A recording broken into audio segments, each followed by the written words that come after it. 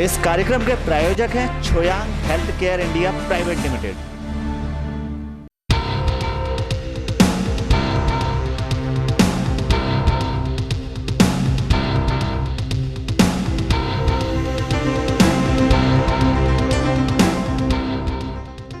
नमस्कार, मैं हूं चीनू। स्वागत है आपका हमारे स्पेशल प्रोग्राम पब्लिक फेस में।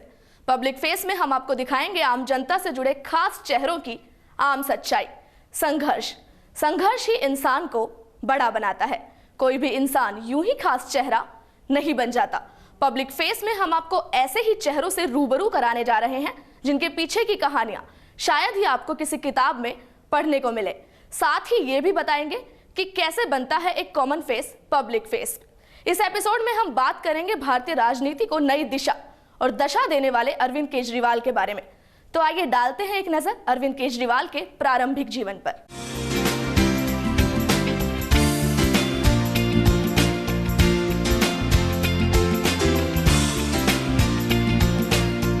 कृष्ण जन्माष्टमी के दिन हरियाणा के हिसार में श्री गोविंदरण केजरीवाल और माता गीता के घर जन्मा बालक आज पूरे देश में अरविंद केजरीवाल के नाम से जाना जाता है।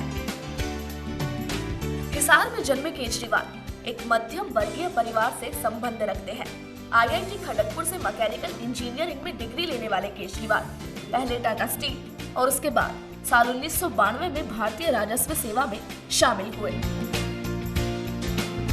नौकरी को कर्तव्य समझने के साथ साथ अरविंद समाज सेवा को भी अपना धर्म समझते थे। उनकी सामाजिक कार्यों में संलिप्तता का अंदाजा इसी बात से लगाया जा सकता है कि उन्होंने भ्रष्टाचार के खिलाफ गरीबतम आदमी का पक्ष मजबूत करने के लिए उसे सूचना का अधिकार देने का कानून बनवाया। इसके साथ ही वे एक NGO साथी से भी जुड़े हुए हैं। वहीं केजरीवाल ने पब्लिक कॉज रिसर्च फाउंडेशन नाम का एक गैर सरकारी संगठन भी बनाया। साल 1999 में जब वे सरकारी सेवा में थे तभी उन्होंने परिवर्तन नाम का एक आंदोलन चलाया था, जिसके जरिए उन्होंने दिल्ली और आसपास के इलाकों में लोगों की मदद करने का लक्ष्य रखा। सूचना का अधिकार कानून बनाने के लिए उन्होंने अरुणा रॉय के साथ चुपचाप सामाजिक आंदोलन चलाया था। इतना ही नहीं, उन्होंने साल 2005 में ये देशव्यापी कानून बनवाने में भी मदद की। उन्हें इसके लिए देश भर में पुरस्कार और प्रोत्साहन मिला। साल 2006 में जब वे आयकर विभाग में संयुक्त आयुक्त थे तब उन्होंने अपनी सरकारी नौकरी छोड़ दी।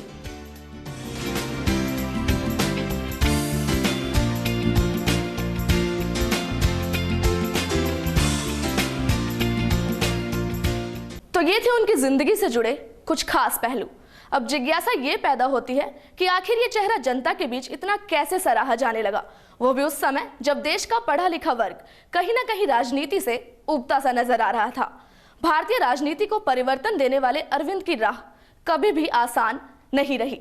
भारतीय नेताओं की जो छवि लोगों के दिमाग में बनी हुई थी उससे उबर पाना लोगों के लिए मुश्किल था और उस सच्चाई से कोई भी अनजान नहीं था। ऐसे में अरविंद जैसी शख्सियत का राजनीति से जुड़ना और भ्रष्टाचार के खिलाफ आवाज उठाना लोगों के दिलो दिमाग पर एक अलग ही छाप छोड़ गया।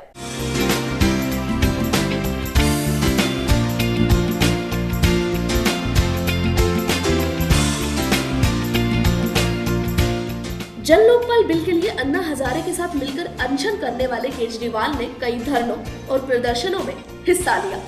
इन सब में अरविंद अकेले नहीं थे, पूरा देश उनके समर्थन में था। उन्होंने प्रशांत भूषण, शांति भूषण, संतोष हेगड़े और किरण बेदी के साथ मिलकर जन लोकपाल के लिए आंदोलन चलाया। लेकिन कहीं न कहीं ये आंदोलन सरकारी पैंतरेबाजी और राजनीतिक दलों की खींचतान के चलते आगे नहीं बढ़ सका, जिसके लिए अन्ना हजारे और केजरीवाल को जेल तक जाना पड़ा। लेकिन आखिरकार कोई भी सार्थक परिणाम निकलकर सामने नहीं आया। भारी विरोध और लंबे विचार विमर्श के बाद संसद ने लोकपाल बिल का मसौदा बनाने के लिए 3 बिंदुओं पर विचार करने का प्रस्ताव किया।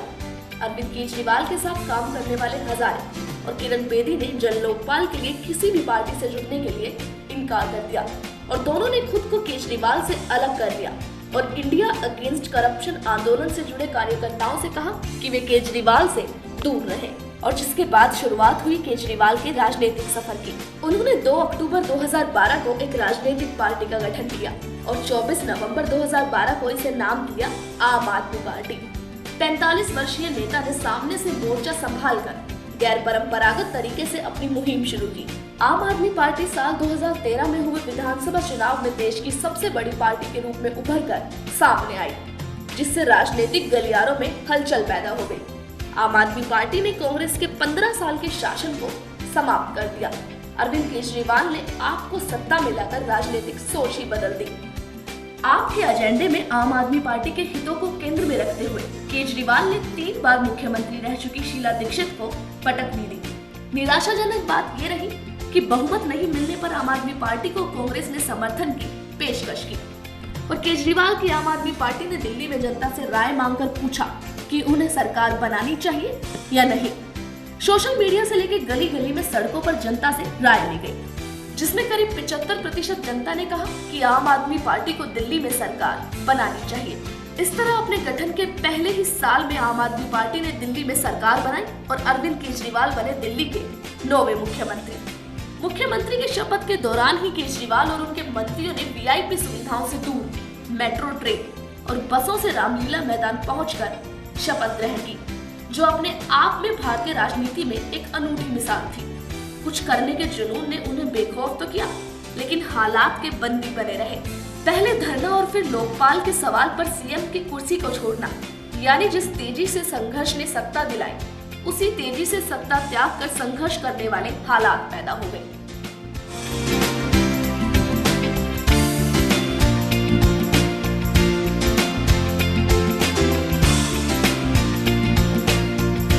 तो कुछ यूं शुरुआत हुई केजरीवाल के राजनीतिक सफर की।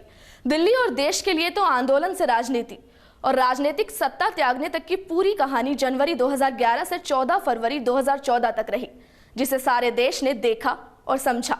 लेकिन ये छोटा सा राजनीतिक सफर दिल्ली के सीएम क्वार्टर से होते हुए कौशाम्बी के गिरनार सोसाइटी की 4थी मंजिल के फ्लैट की दीवारों के बीच ही सिमट कर रह गया।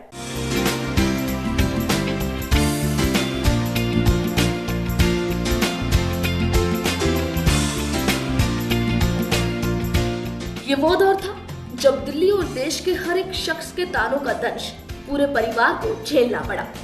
जिस राह जाते उस राह फब्तियां सुनने को मिलती। परिवार का हर शख्स उस दंश को झेल रहा था। केजरीवाल ने अपने लिए जो राह चुनी थी वो और भी मुश्किल हो गई। बच्चे गुमसुम हो गए और पत्नी ने भी खुद को समेट लिया। अब बात करें अगर माँ बाप की, तो उन्हें भी लोगों की बातें सुननी पड़ती। माँ बाप के लिए नजरें झुकाकर चलना मजबूरी सी हो गई।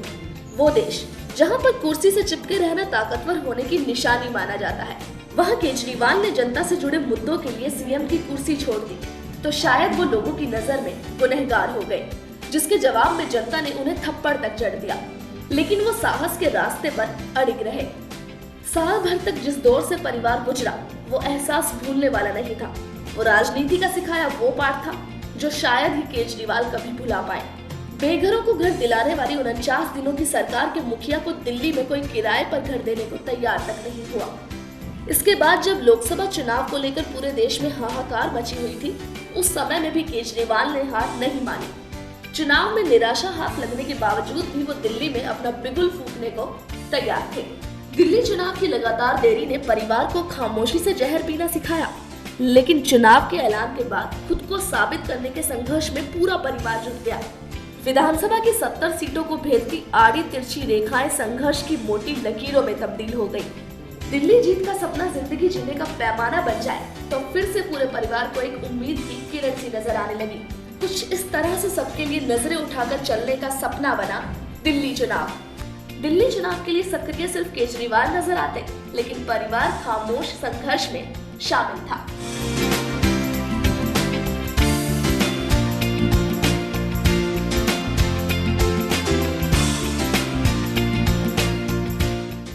दिल्ली की जनता का विश्वास एक बार फिर केजरीवाल ने जीतते हुए 70 विधानसभा सीटों में 67 सीटें जीतकर इतिहास रच दिया।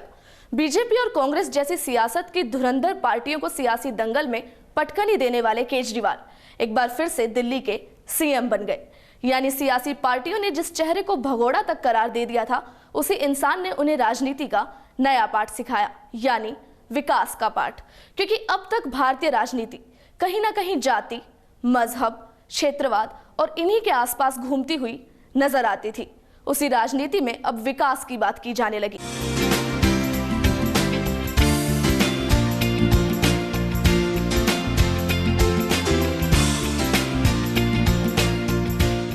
दिल्ली के ऐतिहासिक रामलीला मैदान में विधानसभा चुनाव में ऐतिहासिक जीत हासिल करने वाले आम आदमी पार्टी के राष्ट्रीय संयोजक अरविंद केजरीवाल ने दिल्ली के मुख्यमंत्री के रूप में शपथ ग्रहण की। उपराज्यपाल नजीब जंग ने उन्हें पद और गोपनीयता की शपथ दिलाई। अरविंद ने शपथ ग्रहण के बाद जनता को संबोधित किया, जिसमें उन्होंने कहा कि उन्हें इस बात का पूरा भरोसा है कि दिल्ली 5 साल में ही पूरी तरह से भ्रष्टाचार मुक्त हो जाएगी। उन्होंने कहा कि दिल्ली में आज से ही रिश्वतखोरी बंद हो जाएगी और 5 साल में वे पूरी तरह दिल्ली को भ्रष्टाचार मुक्त बना देंगे। उन्होंने वादा किया कि जल्द से जल्द लोकपाल बिल पास कराएंगे। जनता से उनके सपने पूरे करने के लिए लगातार काम करने का आश्वासन देते हुए अरविंद ने कहा कि हम लोग 24-24 घंटे काम करेंगे और पक्का काम करेंगे। हमने शपथ का इंतजार नहीं किया, नतीजे आते ही हम काम पर लग गए। सबके साथ मिलकर दिल्ली का विकास करने के मुद्दे पर अरविंद ने कहा कि जिन 3 सीटों पर हमारे विधायक नहीं हैं, उन्हें भी अपना ही विधायक मानेंगे। पूरी दिल्ली हमारा ही बूथ है। हम बूथवार समर्थन का विश्लेषण नहीं करेंगे। उन्होंने सभी पार्टियों का साथ मांगा। अंत में उन्होंने ईश्वर से प्रार्थना करते हुए कहा कि हे प्रभु, हमें सद्बुद्धि दो, सही निर्णय लेने की क्षमता दो, देश के लिए तन मन धन न्यौछावर करने के जज्बे को बरकरार रखना। अरविंद ने एक प्रार्थना भी गाई और जनता को उसे दोहराने को कहा। इंसान का इंसान से हो भाईचारा, यही पैगाम हमारा। इंसान का इंसान से हो भाईचारा, यही पैगाम हमारा, यही पैगाम हमारा।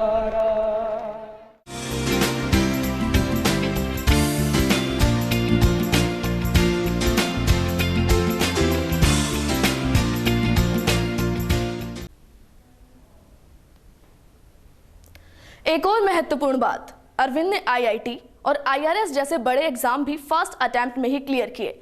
यहां तक कि वो सीएम भी अपने पहले ही इलेक्शन में बन गए। जी हां, अगर दिल में निस्वार्थ और सच्ची भावना हो तो कोई भी कॉमन फेस बन सकता है, पब्लिक फेस।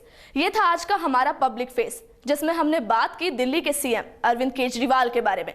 तो अगली बार फिर हाजिर होंगे किसी एक कॉमन फेस के पब्लिक फेस बनने तक की कहानी लेकर। तो आज के एपिसोड में इतना ही, तब तक के लिए नमस्कार। इस कार्यक्रम के प्रायोजक हैं Choyang health care India private limited.